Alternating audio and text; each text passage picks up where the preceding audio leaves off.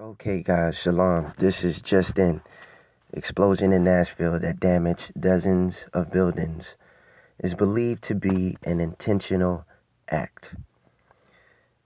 Coming from CNN, a Christmas morning explosion that rocked downtown Nashville, injuring at least 3 people and damaging dozens of buildings, is believed to be an intentional act, authorities said. According to police, officers with the Metro Nashville Police Department were responding to a call of shots fired around 5:30 a.m. Friday when they came upon an RV parked in front of an AT&T transmission building at 166 2nd Avenue North. The RV was playing a recorded message that indicated a bomb would explode in 15 minutes. Metro National Police Chief John Drake said during a news conference Friday. Officers saw no immediate evidence of shots fired, but they requested the department's hazardous devices unit and started to evacuate neighborhood residents, police said.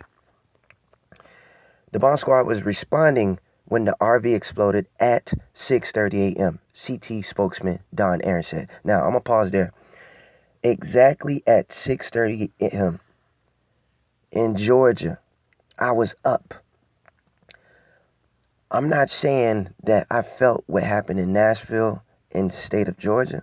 I don't know if y'all can relate to this, but exactly at 6:30 sharp, the windows in my entire condo, the floor, the ground, you could feel the street rumble, and you could hear a sonic boom. Now, strange noises has been going on throughout many years, and people have been reporting strange noises. I don't know if what happened in Nashville today was that strong where you could feel it in Georgia, but exactly at 6:30 a.m., I felt the entire condo rock for about 10 seconds. You could just feel the street, and I stay on a very, very high floor, and it was crazy. Window shaking, floor shaking, it felt earthquake-like. Let's go on. We do believe this to have been an intentional act. Significant damage has been done to the infrastructure there on 2nd Avenue North.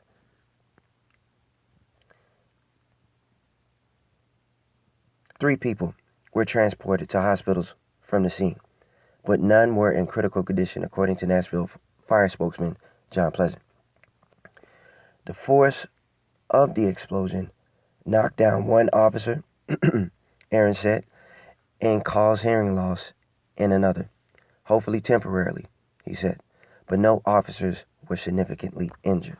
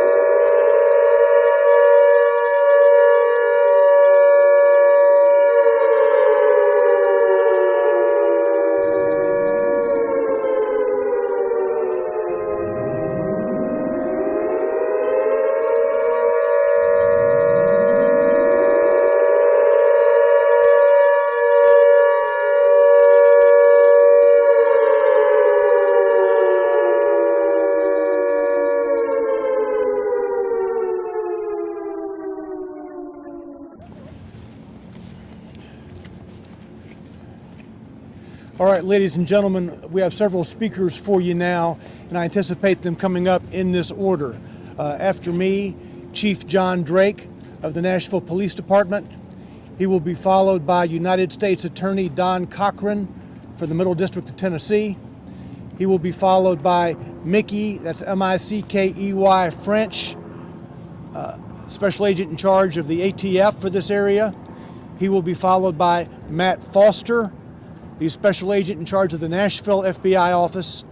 And then Nashville Fire Department Chief Director William Swan will speak to some operations that are taking place on 2nd.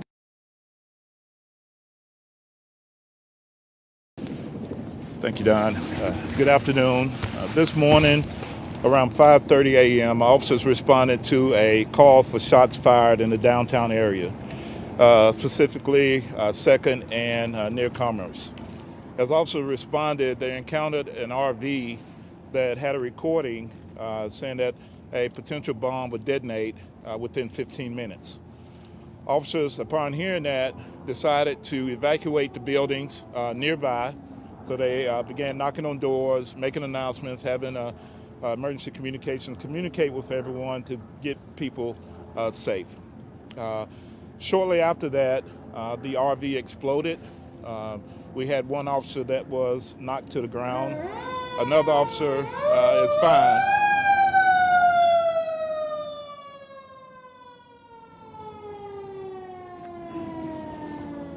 Currently, what we have going on now is we have K9 dogs. All of them are out, partnering with Tennessee Highway Patrol, our federal partners, and we're sweeping the downtown area just as a precaution to make sure that everyone is safe and that any service that needed, we can provide that.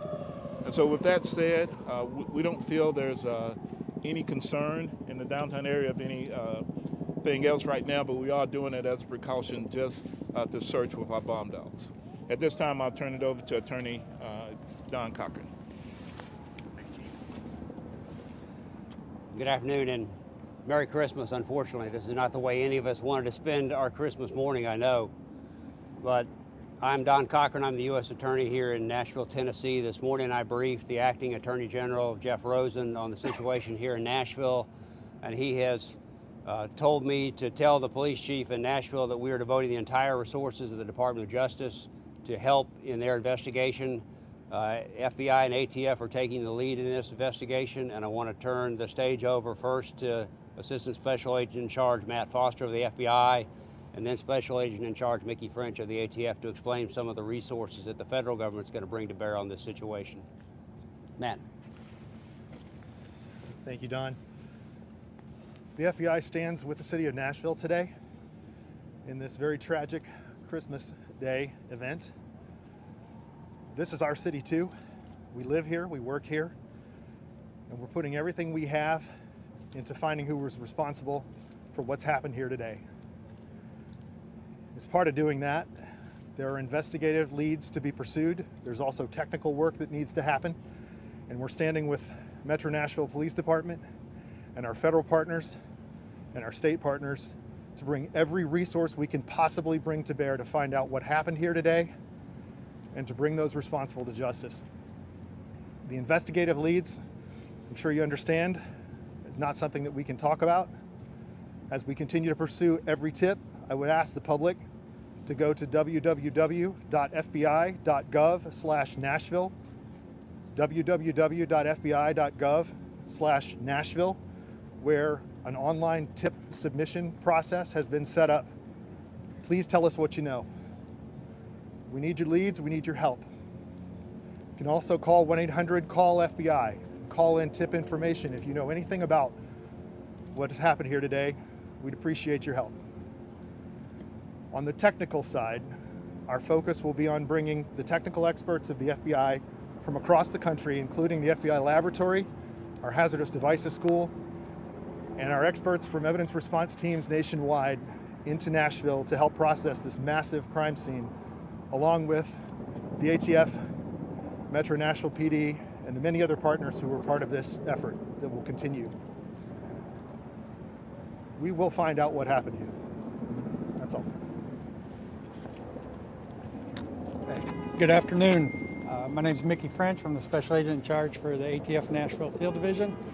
ATF is continuing to be a critical partner with the Metro Nashville Police Department as well as our federal counterparts.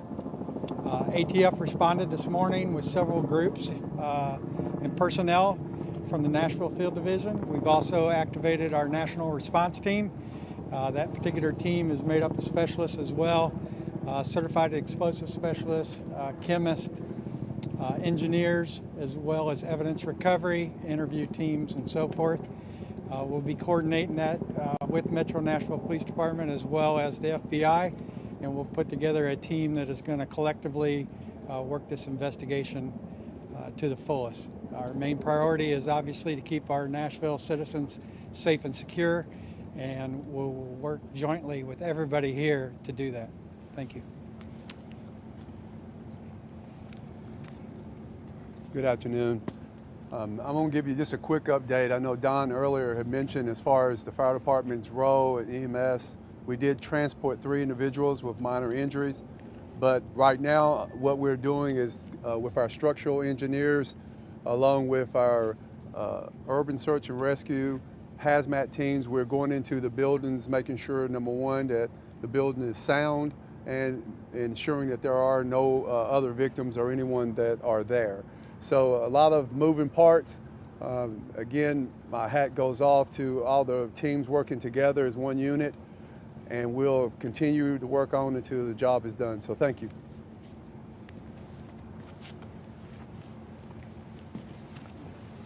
All right, ladies and gentlemen, that's the update as we know it at present. If there is another briefing for this afternoon, we'll let you know. But you pretty much know what we know at this juncture as far as our community is concerned. Again, to reiterate, we know of no other imminent danger to the city at this point. The bomb dogs going through the downtown area now are doing that as a precaution. Okay? I can't hear you, Harriet. Do we have a number yet of maybe an estimate of how many buildings have been damaged in this incident? I'll talk with Joseph Pleasant from OEM. I can tell you that several of the buildings on 2nd Avenue have structural damage. Several of them have been damaged, some more than others. But we'll get that for you. I know that, as Chief Swan said, the fire department's looking at those structural issues now to determine any more potential impact. For bottom line, Don, at this point, do you know the target? Do you know the purpose of why this happened? As the FBI said, we will find that out. There are a number of people working right now on Christmas Day running leads throughout the city. From our police department, the FBI, ATF, answers will be forthcoming. We can't discuss those with you now or exactly what we're looking at, but answers I'm sure will be forthcoming. Don, was there a body found? I have no information about any body being found. We do not know whether anyone was in the RV when it exploded. We do not know whether anyone was in the RV when it exploded. So I can't tell you at this point whether there's a potential for a fatality in that scenario. The megaphone that was warning people to leave, do we know if that was coming from the truck? Was it coming from somewhere else? Do we know? It is believed it was coming from the RV. Coming from the RV? Yes. Or was it someone saying?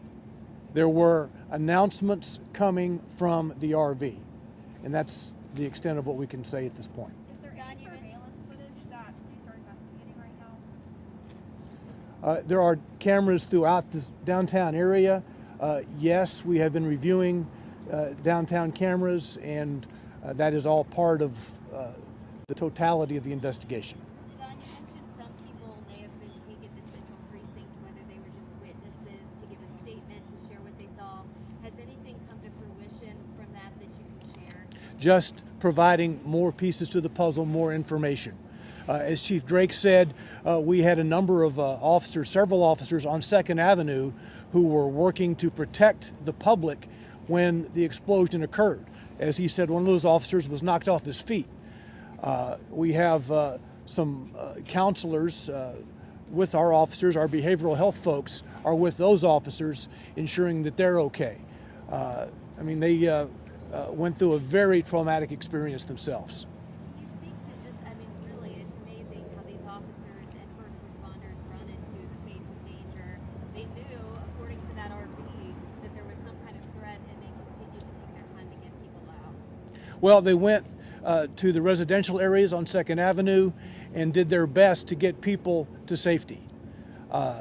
Obviously, they heard the announcements coming from this vehicle. They took them seriously and were working to seal the streets, to protect folks, and we think it worked. We think lives were saved by those officers doing just that. All right, thanks very much, folks. Well, it must be very difficult for you, especially on Christmas, you and your family. We have video that you shot from this morning. Tell us how your day has started. Yeah, so we were all in bed. We have a 4-year-old and a 1-year-old, and it was about 5:50 in the morning, and we heard loud banging at the door, and over and over and over again. So we went sleepy in our pajamas to the door, and there was a policeman and a policewoman telling us to evacuate immediately. And we were confused, and we had all our presents set out for our kids to go see, and we were like asking if there was any way we could stay, and they said no, that there was a public threat. So we woke up our kids and put on shoes and jackets and left and got in our car and drove away. And as we were driving away, I was turning around to look. We were trying to make a plan for where we were going to go during COVID. We're trying not to go to anyone's house, Sure. So what we could do. And I was looking at our stretch of buildings downtown, and I saw it explode. I saw a huge explosion, a big orange, fireball up in the air about twice as tall as our building. And I just said to my husband, "Oh my gosh, I think our building just exploded." And what was going through your mind seeing that? Immediately, I was so grateful we left. My husband had even said, "Oh, they kind of do these things. Someone might be depressed in the building and making a threat or something, And I said, "Well, I don't want to chance it. I just think we should go." And it was so insane. I mean, McDonald's wasn't even open for breakfast. So it was really like, what's our plan? I don't know. And as I saw it explode. I just thought, I'm so glad we left. So glad we have our kids. And above anything else, I am so glad for those officers who walked into a building that they knew was a dangerous spot to be and, woke us up and got us out. I'm so grateful. Yeah, you have a child and a 4-year-old. I can only imagine, what you must be going through right now. Have you heard any word as to if your apartment is okay or your housing situation? Well, we turned back around when we saw the explosion and went and parked as close as safe and just to try to see our building. And the back side of the opposite side of the building, that back is where our windows are. And our windows were blown out right at the Christmas tree. So we could see our tree was in there, and it looked like a lot of water was pouring out of the building. So it seems like the sprinklers all went off. And when I went around to the front side of the street, and I was shooting the cell phone video, everything was on fire. Several cars were burning, so much smoke. The candy shop on the corner that we get candy from was completely blown out. And then as I looked over, our front entrance is right next to the Hooters sign. Just a huge chunk of the top of our front side of our building collapsed off as I was looking at it. So it looks like the whole front side of our building's been blown off. And we're so grateful that, that people got out and that we were on the back side of the building, Can you give me a better idea of the types of people who live in this area? Is it a lot of young families like yours? Actually, no. We're kind of an outlier. It's a really cool, funky stretch of old warehouses, 4-story, 5-story warehouses, brick warehouses that have been turned into a lot of Airbnbs, really. So there are only a few permanent residents. We're the only ones kids in the area that I know of. But there are a lot of vacationers, another young couple with some dogs that do live in our building. So thankfully, not a lot of permanent families. And do you have any sort of idea? I'm just looking at these aerials right now and the sheer scale of this devastation from this explosion. Do you have any sort of idea when you'll be able to go back and survey, how your apartment is? No, we really don't. At a time like this, I call my dad, and he seems to know, the best. And he was saying, "Hun, you gotta be prepared to maybe not go back for a couple of weeks. That you might, that building might get condemned. They're, these really old 150-year-old buildings, and they weren't built for, to withstand things like this. So we were kind of trying to mentally go through, okay, Christmas is scratched. We went to a Walgreens because that was the only thing open to get diapers and prescriptions and bottles. And we're just trying to be prepared for if the building's condemned and our stuff is ruined, and that's hard, but that's okay. My most precious things are with me now, and that's really what matters. Yeah, Nicole Rasmussen, my heart goes out to you and your family. We're so glad that you're safe on this Christmas day. This truly is a Christmas miracle, it sounds like, for you and your family. Thank you so much. Pat Milton and Nicole Rasmussen, thank you for filling us in.